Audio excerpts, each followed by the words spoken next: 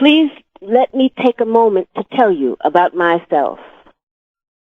My name is AssaTa ShaKur, and I was born and raised in the United States. I am a descendant of Africans who were kidnapped and brought to the Americas as slaves. I spent my early childhood in a racist, segregated South. I later moved to the northern part of the country, where I realized that black people were equally victimized by racism and oppression.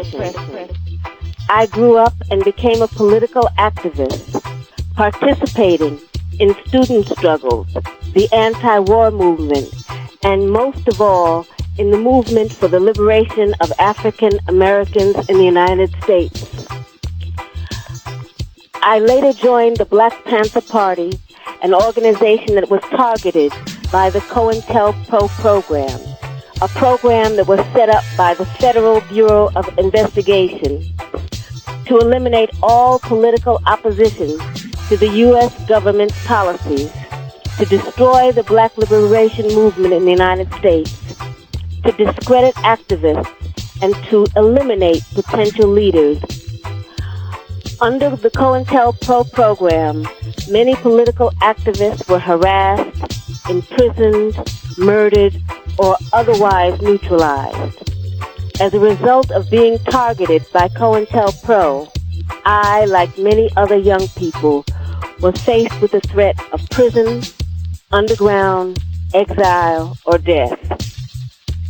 The FBI, with the help of local police agencies, systematically fed false accusations and fake news articles to the press, accusing me and other activists of crimes we did not commit.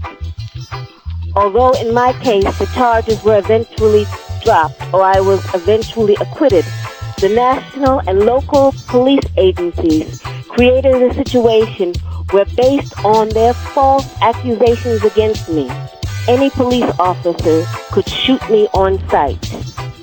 It was not until the Freedom of Information Act was passed in the mid-'70s that we began to see the scope of the United States government's persecution of political activists.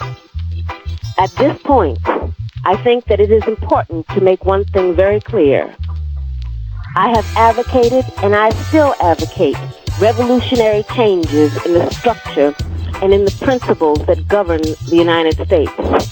I advocate self-determination for my people and for all oppressed people inside the United States. I advocate an end to capitalist exploitation, the abolition of racist policies, the eradication of sexism, and the elimination of political repression. If that is a crime, then I am totally guilty. To make a long story short, I was captured in New Jersey in 1973 after being shot with both arms held in the air and then shot again from the back. I was left on the ground to die, and when I did not, I was taken to a local hospital where I was threatened, beaten, and tortured. In 1977, I was convicted in a trial that can only be described as a legal lynching. In 1979, I was able to escape with the aid of some of my fellow comrades. I saw this as a necessary step, not only because I was innocent of the charges against me, but because I knew that the racist legal system in the United States, I would receive no justice. I was also afraid that I would be murdered in prison. I later arrived in Cuba, where I am currently living in exile as a political refugee. The New Jersey State Police and other law enforcement officials say they want to see me brought to justice. But I would like to know what they mean by justice. Is torture justice? I was kept in solitary confinement for more than 2 years, mostly in men's prisons. Is that justice?